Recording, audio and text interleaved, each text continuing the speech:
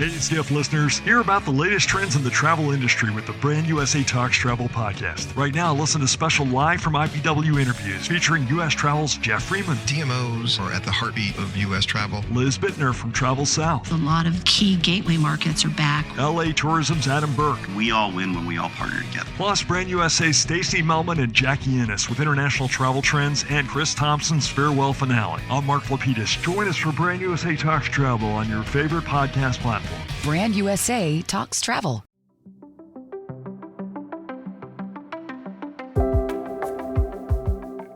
You're listening to the Skift podcast. On today's episode, Skift founder and CEO Rafet Ali speaks with Parag Khanna, the founder and CEO of Climate Alpha and managing partner of FutureMap, about how globalization is thriving despite a fragmented geopolitical landscape and challenges to supply chains. The conversation also touches on the importance of immigration, inward migration, and adapting to climate change while respecting people's need to travel. For more like this and the latest in travel news, visit skift.com. Enjoy the conversation.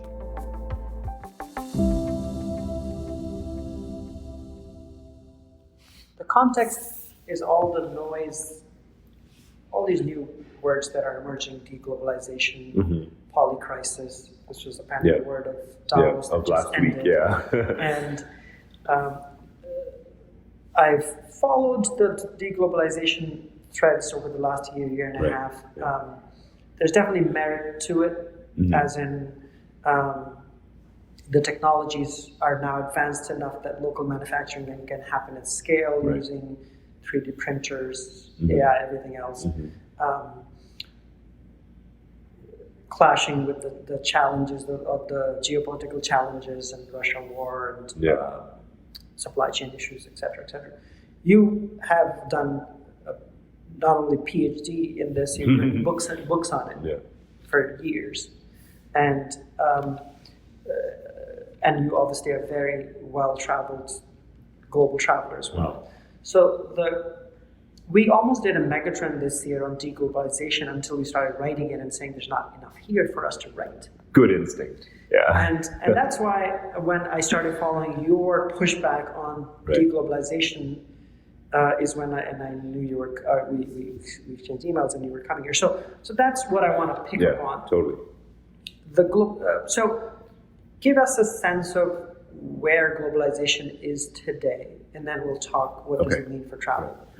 So I'm pleased to report that globalization is alive and well. Global trade volumes in goods have reached or returned to nearly record levels, about $6 trillion a year in global goods trade. We know that a lot of what hit global trade had a lot to do just with supply chain shocks and the pandemic, and even with the fragmentation of the global trading system and competitive movements around rules and regulations and nationalism and nearshoring and industrial policy. Despite all of that, you have global goods trade surging. It's also worth pointing out, and this is often ignored by people who comment on global trade and globalization, they ignore the digital, right? But global digital services in 2022 hit $5 trillion, which is very close to the value of goods trade. So when you really talk about trade, you really should be doing a lot more than counting the number of dishwashers that are on containers and pass through the Suez Canal. That's a very narrow and antiquated way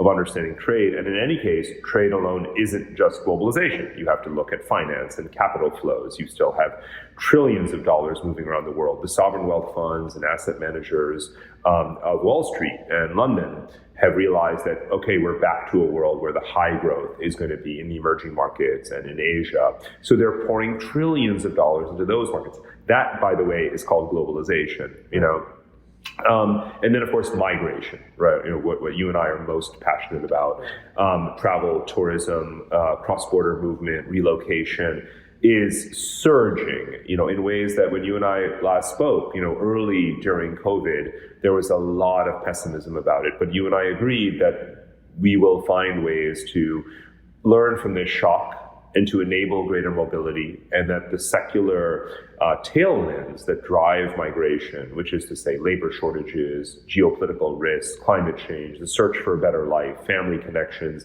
that's all still there. Correct. COVID didn't end it. And in many ways, it just exposed how much societies continue to depend on migration. And so the big takeaway, which we didn't have in early 2020, but we can look at right now in early 2023, just one anecdote, one metric, the number of countries that have nomad visa programs, right? It was 1 before 2020. It's 100 now.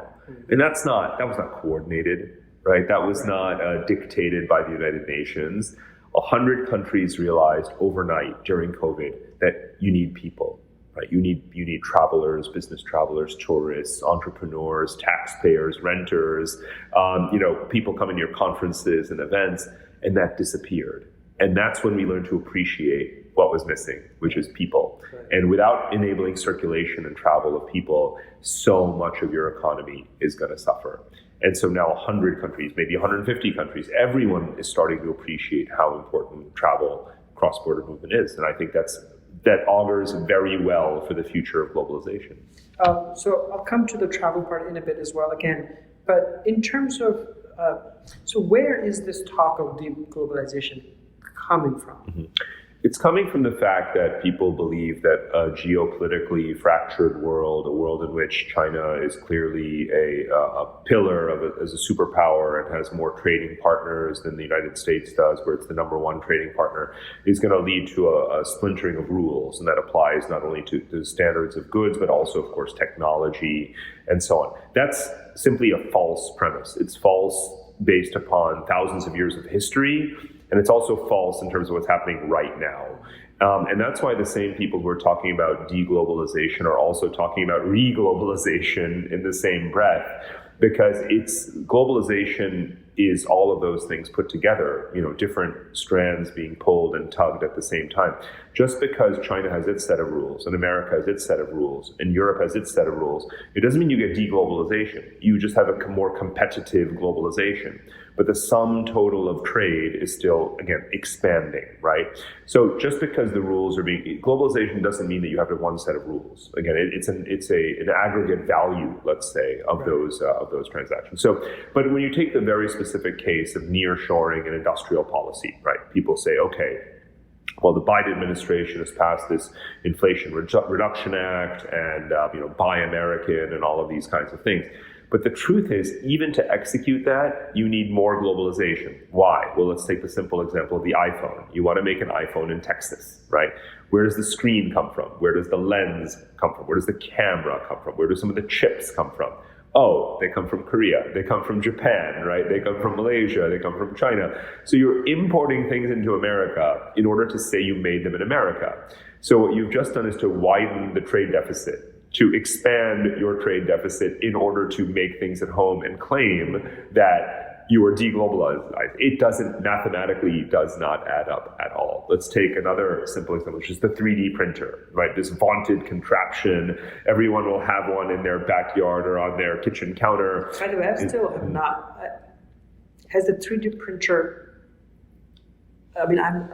well, let's take my son's 3D printer. My son says, oh, I've got a 3D printer. I can make my own stuff, right? And it'll be made in Singapore, a country that doesn't make a lot of physical things, obviously being a tiny country. But guess what? Well, the 3D printer itself came from the Czech Republic, made by a German company with parts that came from all over Asia and from, obviously, if you trace the supply chain, minerals and metals that probably came from Africa. Then it was shipped over, and then you need those plastic cartridges, right? Well, where did the plastic cartridges came from? Well, they came from China, actually, and those had to be shipped over down using Alibaba Express or whatever, right? So for every act of deglobalization, it requires tons of globalization. Right. And so whenever people say in America, we're going to 3D print everything, it's like, okay, where did your 3D printer come from? Oh, you imported it, right? And those cartridges of stuff, whatever it is you want to print, whether it's metal, plastics, organic matter, food, it came from somewhere, right? Chances are the seeds, when you're doing a 3D printed food contraption, well, they probably came from Brazil or the Netherlands, right? So I like to say the supply chain has a supply chain, and the supply chain has a supply chain. And all you have to do is keep on tracing that to see that globalization is such a deep and intimate part of every single thing we do, save for two people sitting face to face and speaking with each other. Pretty much every other transaction involves globalization in some way. So in terms of on the policy level and the political will, certainly any talk of deglobalization is good for politicians to say, jobs, local, all this other stuff. And at the same time, the countries are indicating otherwise in terms of trade and immigrant. Are they trying to talk both sides of their mouth on this? Typically, it's not wrong to want to create jobs, to want to have a strong domestic industrial base, and to have that be secure on national security grounds, and to be self-reliant in the event of supply chain disruptions or a pandemic. I deeply applaud and support every single one of those goals if it's fulfilled, executed in a way that's cost effective, right, and not duplicative, wasteful, or corrupt. And every country is doing that. Asian countries, European countries, and America. It's not a new idea. It's called mercantilism. It's a 450-year-old economic idea practiced primarily by European colonial powers, and now the whole world does it. I think we're all on the same playing field now, quite frankly. It's all out in the open. But what happens along the way is you realize, okay, well, I've saturated my domestic market. I now make most of what I, consume, most of what I make, and so forth. But I've got big industrial titans. We're too small for our own good. We want to export, right? We want to conquer the world.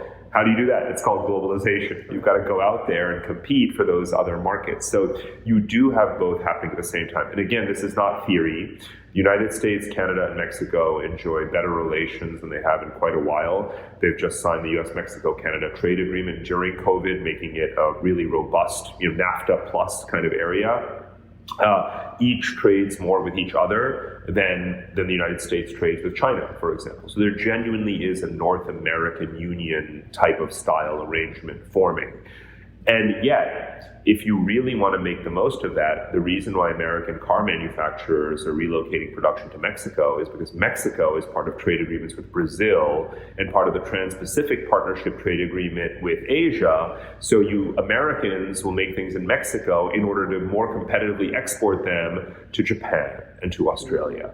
So again, all you have to do is follow the money, follow the manufacturing, follow the supply chain, follow the exports, and you'll see that everyone is plotting for more globalization, more competitive globalization. They're not just nearshoring. Your own market will never be big enough. And that's true even of China, which is the biggest economy in the world, the largest population in the world. Well, now India is larger by population.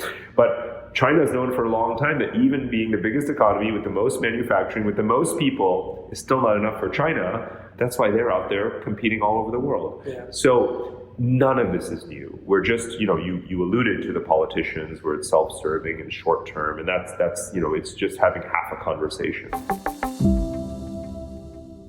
Hey, CF listeners, hear about the latest trends in the travel industry with the Brand USA Talks Travel podcast. Right now, listen to special live from IPW interviews featuring U.S. Travel's Jeff Freeman. DMOs are at the heartbeat of U.S. travel. Liz Bittner from Travel South. A lot of key gateway markets are back. LA Tourism's Adam Burke. We all win when we all partner together. Plus, Brand USA's Stacey Melman and Jackie Ennis with international travel trends and Chris Thompson's farewell finale. I'm Mark Lapidus. Join us for Brand USA Talks Travel on your favorite podcast platform.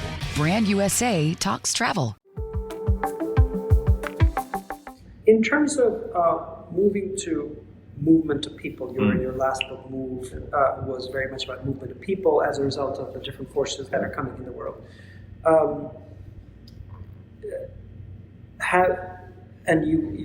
When I talked to you 2 years ago, you were giving the example of UK. Even with Brexit, they were it's easier now to come to UK than it was pre-Brexit, when the whole point of Brexit was to lock down and be focused on their own country. So what's the state of, 2 years after you wrote the book, what's the state of like a general sense of what people's movements are around the world. So, there's the global aggregate, like numerical answer, which is, wow, way better than anyone thought in 2020, and by some measures better than ever. And you guys know this, literally, you have absolute data better than anyone else. Travel is back in a huge way. It's global, it's within regions, it's across regions. Can't get a plane ticket. It's very expensive. Everyone's on the move. Again, everyone's competing to host people and bring down those visa barriers. The number of countries that are doing visa on arrival and nomad visas, like we talked about earlier, is at record levels. So it's not a frictionless world by any stretch of the imagination, but we're also finally unlocking those digital capabilities to make things slightly more seamless. And again, just like remote work, we've had the internet for a while, we've had the capacity for remote work for a while, but we didn't act on it. Well, then the COVID forced us to act on it.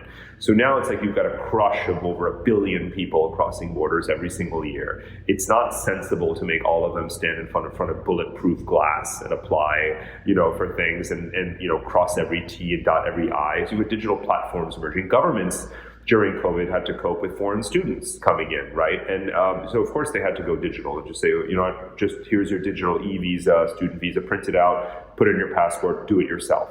So travel is now going to be very positively disrupted and use these technologies that have been available all along. QR codes, platforms, blockchain, standardized data collation, for whether it's your bank records, your criminal history, your student certifications, all of that. And of course, visas, right? So I think that we're in the early post-COVID phase of a 5 to 10 year process where, your passport will matter less than your credentials, your bona fides that you can have on the blockchain, have secure, give access to as needed to the requisite authorities, and you'll get cleared for entry into countries. And this brings us to the UK.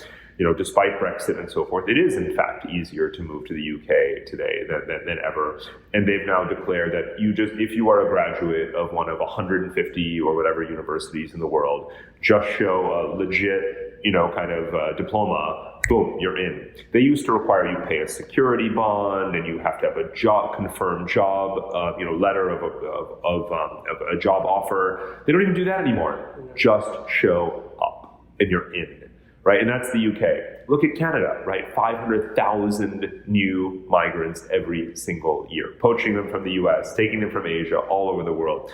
So the big trend in the world today is not populism, protectionism, nationalism, xenophobia. Even though the noise in media is certainly that. The noise in the media is always going to be negative, isn't it? Right, like by definition. Right. But the ground truth, just look at the numbers. I always look at the numbers. Look at people voting with their feet. Look at the trade flows. These are not debatable figures. The number of people crossing borders is not something we're going to debate. Is it higher or lower? It's higher. End of story, right? So, I think that the reality is actually a much more positive story, and the technology backing that emerging reality is an even more positive story because the potential is limitless. And all of this is happening at a time when more countries have realized that they have labor shortages, right, that they have very high dependency ratios, that they have very high debt to GDP ratios, that they need taxpayers, entrepreneurs, caregivers, construction workers, garbage collectors, you name it. And who is that? Well, that's young people. So the theme, the main theme of that book was the war for young talent. And now I genuinely believe that every country, like literally no country in the world, does not realize that either you're losing your young people, which is a bad situation, or you're gaining them, which is a good thing. So I boil down my differentiation. When I'm sorting out winners and losers of the 21st century, despite all the complexity of the world, I boil it down to one sentence. Are you attracting young people or not? And I think every country's realized that you want to be on the right side of that equation. But it seems, in all the examples you gave, UK, Canada, even Dubai and UAE now have the golden visa. Totally. Even there's some rumblings that Saudi at some point will have, with the opening up of what's happening there. They want 100 million tourists and all this stuff they're building. Who's going to build it for them? I mean, obviously immigrants currently are, but now they need more people to run that stuff. It will come from local Saudis, but also global folks. U.S., in terms of immigration, President Biden has still held on to whatever Trump brought it down to. And so where does U.S. figure today in terms of, in your as your company, Climate Alpha, looks at where people are moving to and what does it mean for the real estate industry. So in your estimation, what is U.S. missing, or what is it doing right, if it's doing something right? Well, let me first mention that I use Saudi as one of the case studies in the book because I point out that just as COVID kicked off, the largest movement of people in the world during COVID was Indians and Pakistanis leaving Saudi Arabia to go back to their home countries because construction activity froze, and they were already in the process of trying to reduce their dependency on foreign workers. So you could genuinely have made a deglobalization argument in the case of Saudi when it comes to migration. Here we are, if you want to build lots of smart cities and you want to be a tourism hub and you want to be an innovation hub and an AI hub, it turns out, you are going to need a lot of Indians, right? So they're back in a big way. So even that story is one of return to globalization, return to the norm, return to the flows and movements of workers. And the United States too. So it's a perfect example of this recognition that on a small scale, it's like the excess mortality during COVID is due to a nursing shortage, right? The UK also. It would have been better to have more nurses and caregivers rather than a shortage of them. And then a huge shortage of workers, even if it's low unemployment, right? Record low unemployment in the United States, and record worker shortages at the same time. Right. Well, there's only one way you can fill that, right? It's immigration, because fertility has gone way down, childbirth is way down. And then the skills mismatch, right? Americans don't have the skills that are needed for these high growth areas, whether it's medicine or IT. So the Biden administration has recognized this. The immigration statistics and the 180-degree turnaround are staggering. The United States hit more or less a record low in 2021 during COVID, 244,000 net inward migrants. That's abysmally low. Canada was way higher with 1/10 the population. Germany was way higher given the Ukrainian refugee crisis and ongoing migration from the Middle East. And now, 2022, what was the figure? Well, it was nearly about 800,000 people, right? So only America can go from record low to back to normal, right? Leading the world in net inward migration overnight. And that's not only a sign of political change, obviously, but just policy changes around clearing out H-1B visa backlogs and all of these kinds of things. And obviously just having a different political tone in the country. Now what they need to do, obviously, is to streamline the process. You and I and every Indian knows, people who are caught in the, in the background, and so it's bad, but they're learning. And if you go into the weeds of what's happening within the Government Accountability Office, and you look at policy changes in INS and so forth, they're trying to follow a Canadian-style model. How much of this can be put online? How much of this paperwork can we digitize and make this more seamless? And what legislation do we have to change to, clear out backlogs and expand the quotas and so on? We've been covering quite a bit. We spoke to the Deputy Assistant Secretary of Visa Services. We did a story 2 days ago. And India, she said that India is an exceptional case today in terms of the visa wait times. Even that, they're brought down from 1,000 days to 500. 500 is still unacceptably crazy. Yeah. So you and I both know what's wrong. I'm pointing to what things are going to have this kind of, a big hockey stick impact in terms of the positive change, because we know that they're being implemented at a technical level and that you have strong political momentum to support them. So the bottom line is that there's positive news around the corner on this issue, and that so long as the political will holds, and that doesn't mean that Democrats have to control the White House forever for this to maintain. I actually see on the Republican side as well enough recognition around this issue of labor shortages and impacts innovation, dynamism, GDP, the tax base, and so on. So I actually think that there is early bipartisan recognition that if you do immigration right, and it's fair, right, not that you have. I think the noise is very much about on the illegal side. And the illegal side is a lot larger now than the legal side in terms of net volume, and that's an issue, and it is a fairness issue, and a humanitarian issue, a legal issue, a political issue, a lightning rod, all at the same time.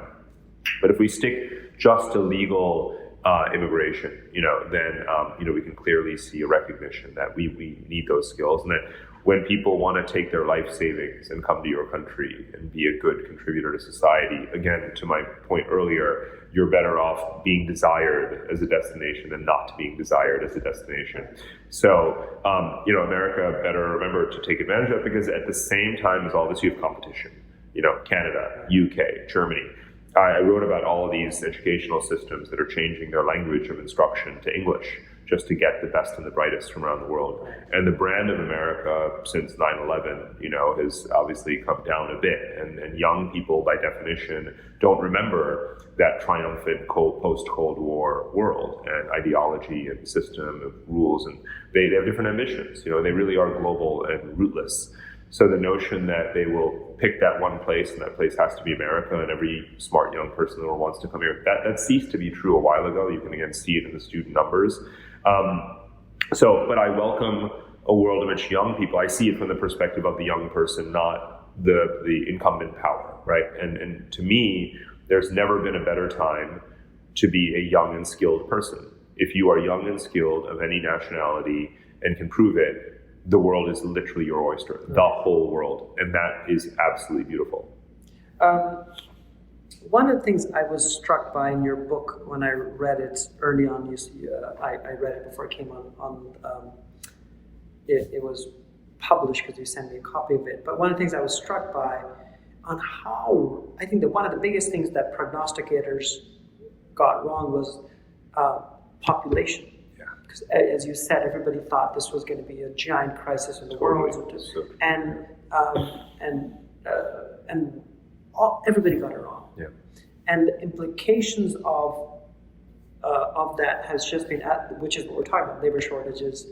Your whole book is built around why migration, based on getting that wrong, is so important. This is also the year, as we just talked about, where India's population is surpassing China. The demographic dividend that India has for the next 20, 30, 40 years is incredible versus China falling off a cliff. So talk about the sort of what we got wrong with population and how big it is in where we're going. Yeah, I mean, if we were talking 20 years ago, the population forecast was, that it would reach something like 13, 14 billion people. And now it's been revised downward very significantly, right? The new consensus is that the world population will probably never reach 10 billion people. I put it at 9.5, let's say, and that's by 2040, 2045. And so we're pretty much right around the corner from what I call peak humanity, right? The maximum human population. And we're almost there already today. And so and because of the age imbalance in the world, huge number of aging people, as baby boomers start to pass on towards the latter part of this decade and into the 2030s, the world population will reach that peak sooner than we thought and even begin to decline, rapidly right after that, pretty steeply actually. And then you have all sorts of other things to think about, like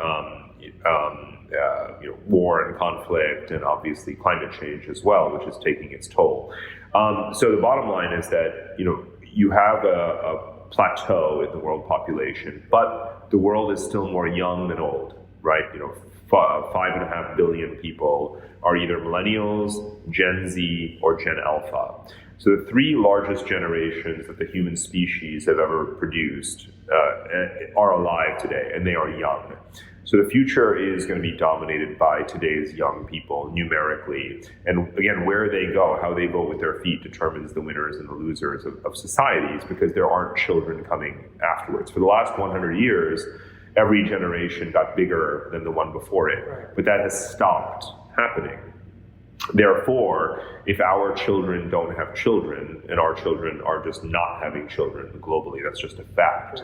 Again, you need to get today's young people in your country, right, to live in your country. So that's how the global demographic piece, which is so unique and novel and unprecedented in human history, there's absolutely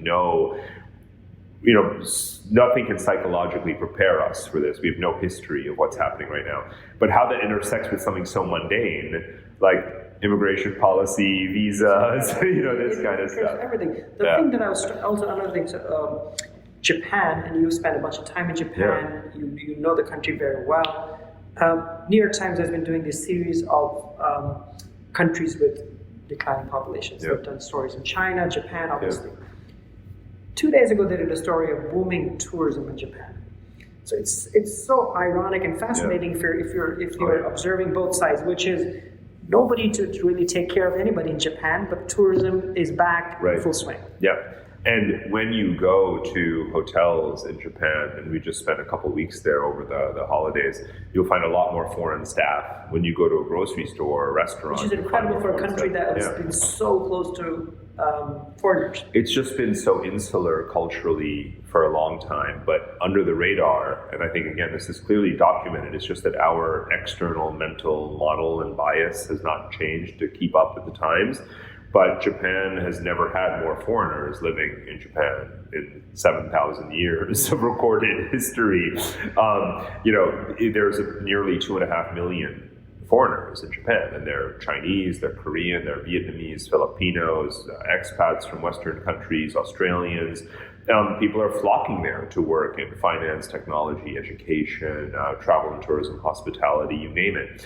And indeed, it's such a civilized, placid, modern, wonderful, culturally rich country that it's such a charming place to go and spend time. So we saw tourists that are spending weeks and weeks just traveling around the country and visiting different onsens and going to Mount Fuji and riding the Shinkansen trains and doing skiing and cherry blossoms. I mean, it's an amazing place. But making it home, and their immigration policy is actually changing. I've sat with their ministers who I know who are writing this legislation. It's kind of like Italy. Italy started off, it was kind of like a gimmick, like we'll sell you a home for €1. You can buy a whole town for €50,000. And that started in very deprived areas like Sicily and southern Italy. And now it's spread to be even outside Milan, which is a thriving, modern European metropolis. Japan, same thing, right? It started out only Japanese people can get the cheap fixer-upper home, for, free, basically. Pretty soon they're going to have, and first of all, Japan is an open economy for foreign investment in real estate. So if you can get a mortgage from a local bank, you can just buy a property or something. So it's these technical, smaller regulations that are being fixed where it's like, foreigners can have access to the banking system, foreigners can have access to the mortgage market, foreigners can buy whatever homes they want. So just like Italy, it started out as a gimmick meant for locals, and soon it becomes a global feeding frenzy with like HGTV television shows, home gardening TV, profiling families that have said, we're going to go and settle in Italy. Now it's going to be Japan. And Japan has huge brand advantage and desirability edge over most other countries in the world, So we're literally seeing it happen. During that holiday, I met so many people I had not met before who literally settled in Japan or living in Japan. And again, so it doesn't compute with our antiquated perception of the country. Yes, it's a drop in the bucket in the grand scheme of things. It may seem that, but this is what happens when a country is experiencing terminal domestic indigenous population decline, but still wants to remain an economic and geopolitical dynamo and heavyweight. And part of the answer is this issue. You need to have people. Last question, which is your company is very much at the cusp of sort of climate and AI and trying to figure out where the world will move to, and that's the premise of your company. From Skift's perspective, we cover, particularly on the business travel, pressure on the large companies to cut back on travel, and so that they meet their ESG targets. Certainly, that was a lot of conversation over the last 2-3 years as the world was shut. Are you? What's your view on cutting the pressure on companies from climate activists or governments, etc., to cut down on travel? I'm not going to say it's totally misplaced in the sense that, yes, quantitatively air travel emissions and quite frankly, the built environment, buildings, real estate are the largest contributors to greenhouse gases. And so I do think every industry has to do its part. But I don't think that the climate change due to just large scale, decades, centuries of industrialization is is the key driver of the accumulated emissions in the atmosphere. And a certain amount of climate change, a significant amount, a staggering and worrying amount, is already baked in. And you could go green tomorrow. You could have fusion-powered aircraft, and you could have net zero buildings, and you could stop building all the coal-fired plants in the world today, meet all your Paris targets. We'd still have significant climate effects that we are going to have to deal with. So the emphasis on decarbonization and net zero is very legitimate, and that's called mitigation. Our business is about adaptation, because climate change is going to happen. It's happening anyway. We have to adapt. We have to relocate populations. We have to build new infrastructure in different places, transform our energy systems, and reconfigure, in a way, our built environment, real estate, real assets. So we're in that space where we're trying to figure out what are the geographies that people are most resilient. At the end of the day, we use climate models to figure out what are the most resilient geographies in the world, and therefore make the case for why we should be investing in them today to make them habitable, sustainably habitable, not the tragedy of the commons where 1 billion people trample onto Michigan and Canada and suddenly you've ruined, the last pristine geographies in the world. How do you plan in advance for sustainable habitation so that everyone can have that, live that dream of a stable home that they can own that will appreciate over time? So we think about that's a long-term value proposition, but we compress it down in terms of time scale to tomorrow. Like, what do you do tomorrow? Where do you invest tomorrow? What's wrong with your portfolio today? How do you value each of your property assets, whether it's 1 or 1 million, as a major sovereign wealth fund? And these are when you say there's pressure, right? Shareholder activism and so forth. A lot of it is the same entities. The large pension funds, sovereign wealth funds of the world are the ones that are saying, on the one hand, yes, you need to go green. They also are the biggest real estate owners in the world, right? And they need to think about the value of those assets. So I think we just have to be holistic about this and balance the pressure on decarbonization with the reality that people still need to move and relocate to enable a better life. And we fit somewhere in between there. All right. Thank you, Parag. Thank you so much, Ava. That was great. Thank you for your time.